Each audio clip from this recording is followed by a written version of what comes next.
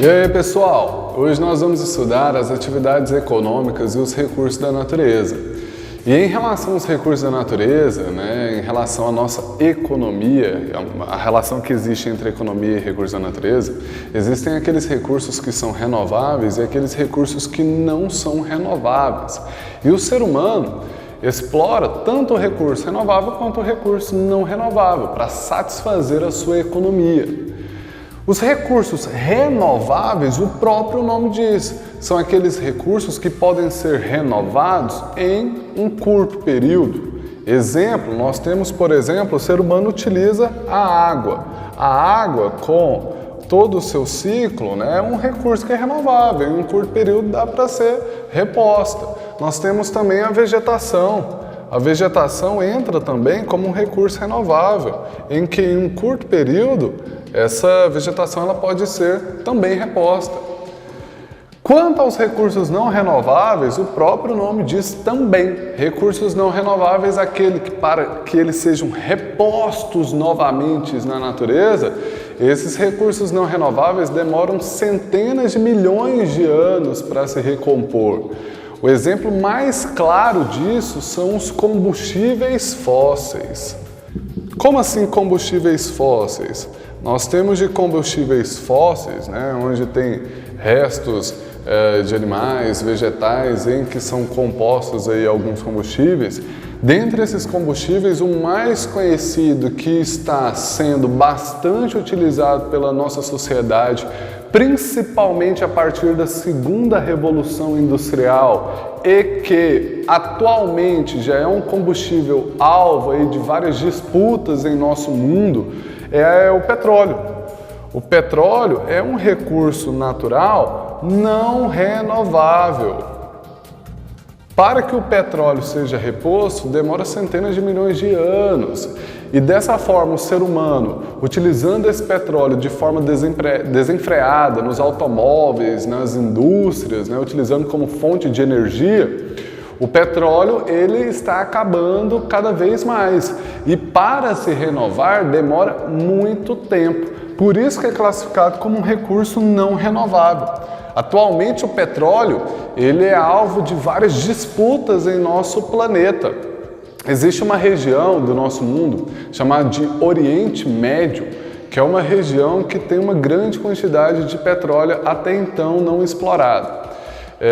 E várias potências mundiais, como por exemplo os Estados Unidos, despertam o interesse sobre essa região por conta da grande demanda que existe em um país desenvolvido como os Estados Unidos do petróleo e a possibilidade de ter esse petróleo na região do Oriente Médio.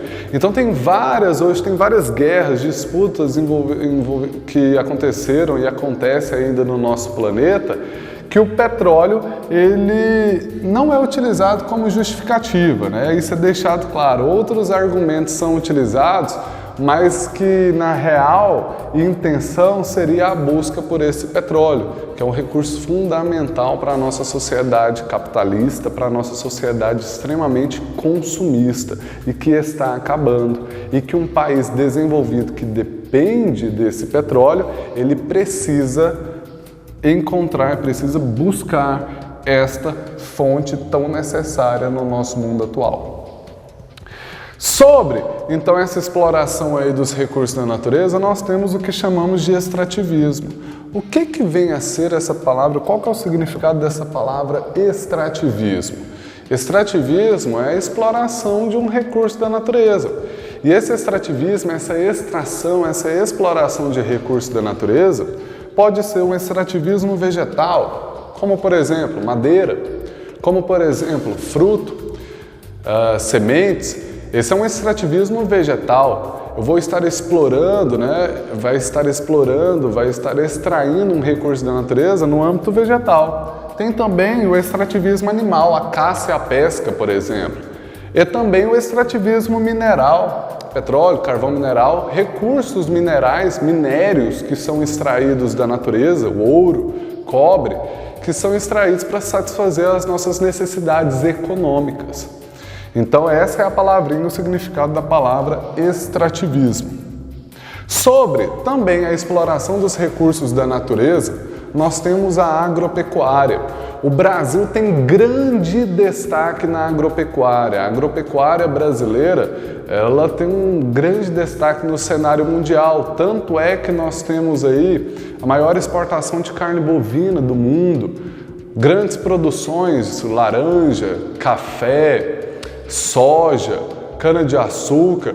E nós temos grande destaque se pensarmos na nossa agropecuária. A agropecuária brasileira tem um grande destaque no cenário mundial. E sobre essa agropecuária é importante falar sobre alguns assuntos, como por exemplo, a diferença entre a agricultura moderna e a agricultura tradicional. A agricultura moderna, o próprio nome diz, é uma agricultura que tem inovações tecnológicas. É um tipo de agricultura que possui, por exemplo, insumos e implementos agrícolas, ou seja, há a utilização nessa agricultura de fertilizantes, insumos, fertilizantes, herbicidas, agrotóxicos, insumos e implementos. Implementos são maquinários, colheitadeiras, implementos agrícolas que vão melhorar, que vão aumentar a produtividade. A agricultura moderna, ela normalmente é utilizada, ela é feita, essa agricultura, para uma exportação, é voltada para o comércio, é também chamada de uma agricultura comercial. Por quê? Porque demanda de uma alta produtividade para gerar lucro. Essa é a agricultura moderna.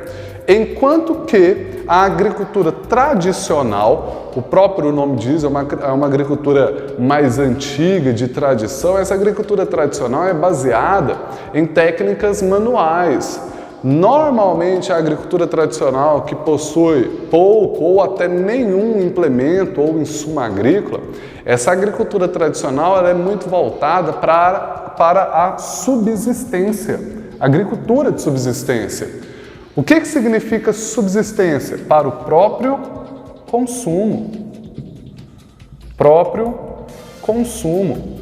É uma agricultura que, devido à baixa produtividade, ela não busca um lucro, um comércio, mas sim, devido a técnicas tradicionais, manuais, voltada para a subsistência, ou seja, para o próprio consumo. Pensando ainda a respeito da agropecuária e falando especificamente da pecuária, existe aqui uma diferença entre pecuária intensiva e pecuária extensiva. Tem diferença entre essas duas palavras? Tem. Pecuária intensiva é aquela que o gado, é aquela que o animal fica confinado. É aquela que o animal fica em um regime de engorda, ele fica confinado, se alimentando de rações especiais, em um curto espaço, para ter um lucro maior. E essa pecuária intensiva, ela tem um custo maior dessa produção. Diferente da pecuária extensiva. A pecuária extensiva tem um custo menor. A pecuária extensiva, o gado, o animal, ele fica solto no pasto, ele fica se alimentando das pastagens naturais. Então, a maior parte do Brasil é composta pela pecuária extensiva, que é a maior parte das nossas fazendas tem a pecuária extensiva. Só que nos últimos anos a pecuária intensiva vem crescendo bastante. A questão da reforma agrária no Brasil. O Brasil, então, como eu disse, é um país com grande destaque na agropecuária. O Brasil tem um extenso território, vastas áreas de terras que são utilizadas para a agropecuária, tanto é que nós temos grandes destaques em várias produções e criação de animais. Só que existem alguns problemas extremamente sérios, no campo brasileiro, devido a essa questão de terras. Desde antigamente, desde uma época de coronelismo, desde uma época em que a terra ela era resolvida por meio da força, o Brasil passou a ter poucas pessoas concentrando muitas terras, enquanto que a grande parcela da população com pouca ou nenhuma terra. E isso fez com que atualmente, pensando no contexto histórico e agora pensando atualmente, o Brasil tem uma grande concentração de terras. Ou seja, tem poucas pessoas concentrando uma grande parcela de terras no Brasil. E tem muitas pessoas que defendem, então, dessa forma, a reforma agrária. O que é a reforma agrária? Reforma agrária é a redistribuição mais justa das terras. É a redistribuição das terras de forma mais justa. Isso é a reforma agrária. Porque, às vezes, existe uma única pessoa com uma grande quantidade de terra e, na verdade, essa pessoa ela não está produzindo em toda a sua terra. E a nossa Constituição, a nossa legislação pede isso, que as nossas terras sejam produtivas, que tenham produções nessas terras. Porque senão essa terra ela deve ser vítima de reforma agrária, porque senão não vai estar ajudando a economia brasileira. Então, o que essas pessoas que possuem grande quantidade de terras, na verdade, qual a intenção dessas pessoas? Que tenham uma valorização, uma especulação e possam revender essa terra por um preço bem maior. Só que estará beneficiando o individual em detrimento do coletivo. E, na verdade, ao pensar em Brasil, nós devemos priorizar o coletivo. Se pensar dessa maneira da pessoa estar armazenando uma grande quantidade de terra sem fazer a reforma agrária, a economia brasileira, possuindo terras improdutivas, a nossa economia estará sendo prejudicada. Então, devemos, procurar fazer a reforma agrária para ter uma redistribuição mais justa da terra, para aqueles que não possuem a terra, possam ter essa terra e torná-las, no caso, tornar essas terras produtivas. Essa é a intenção da reforma agrária. Para aquelas pessoas que não possuem terras, essas pessoas, a partir de agora, ter essas terras e torná-las produtivas. Para que não tenha tanta terra no Brasil improdutiva, prejudicando a economia brasileira. Essa é a intenção da reforma agrária. Porém, esse é um assunto que demanda de tem muita discussão a respeito desse assunto. Por quê? Porque existe uma grande parcela da população que não concorda com a reforma agrária, uma parcela composta de fazendeiros, enquanto que existe uma outra parcela da população, aqueles que não possuem terras, tem até um grupo extremamente conhecido, o MST, o Movimento dos Sem Terras, um grupo organizado que busca ter essa revitalização aí na distribuição de terras, só que infelizmente em últimos anos esse grupo passou a ser bastante questionado por atos de corrupção no próprio grupo. Então tem uma discussão muito forte hoje em dia a respeito da reforma agrária, mas é necessário que exista esta reforma para que a economia brasileira possa aumentar. Essa é a real intenção. Questão extremamente polêmica, que demanda de maior discussão. Em relação a outro setor da economia, esse setor que nós falamos, foi o da agropecuária, é o setor primário da nossa economia. O setor primário. Nós temos um outro setor que entra no setor secundário da nossa economia, que é a indústria.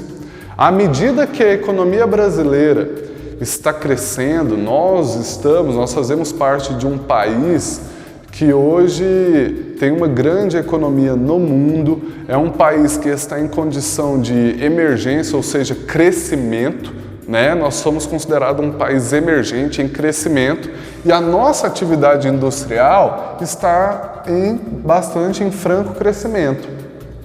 Tanto é que antigamente a nossa produção industrial ela ficava basicamente na região sudeste.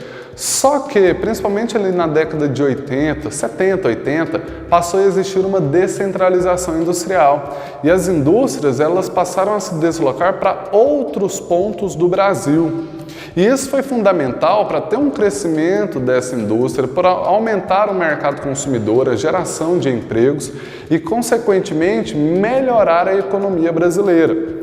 Então, a nossa indústria, tanto as indústrias de base, onde vai modificar a matéria-prima, até as indústrias de bens de consumo, elas estão em franco crescimento, melhorando, ajudando bastante a economia brasileira. O comércio, à medida que o Brasil está crescendo na economia mundial, o comércio também aumenta. Por quê? Porque aí o brasileiro ele tem um maior poder de compra. O comércio, que faz parte, tanto o comércio como a prestação de serviços do setor terciário da economia, né? Só relembrando, setor primário relacionado à agropecuária, extrativismo, setor secundário relacionado à indústria, setor terciário relacionado ao comércio e prestação de serviços, são setores da nossa economia. Então o comércio está crescendo bastante com a economia brasileira em crescimento, o poder de compra do brasileiro está aumentando, impulsionando esse comércio, e a prestação de serviços também está em crescimento.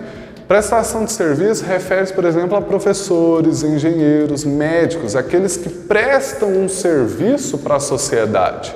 À medida que a população tem mais acesso, por exemplo, a uma educação, a uma possibilidade de qualificação, tem um aumento também da prestação de serviços.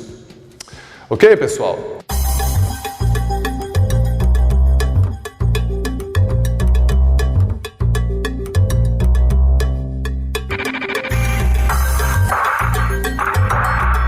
A floresta amazônica, que compreendida ali na região norte do Brasil, ela é considerada, esta região norte, como uma área de nova fronteira agrícola do país. Ou seja, agropecuaristas do Brasil, buscando novas terras, estão indo em direção à região norte do país, buscando mais terras e desmatando, consequentemente, as áreas da floresta amazônica.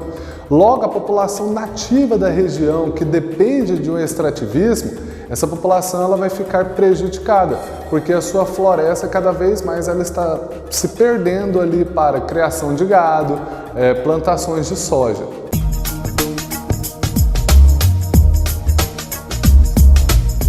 Sobre o assunto de agropecuária, existem algumas dúvidas relacionadas, por exemplo, à diferença entre pecuária intensiva e pecuária extensiva.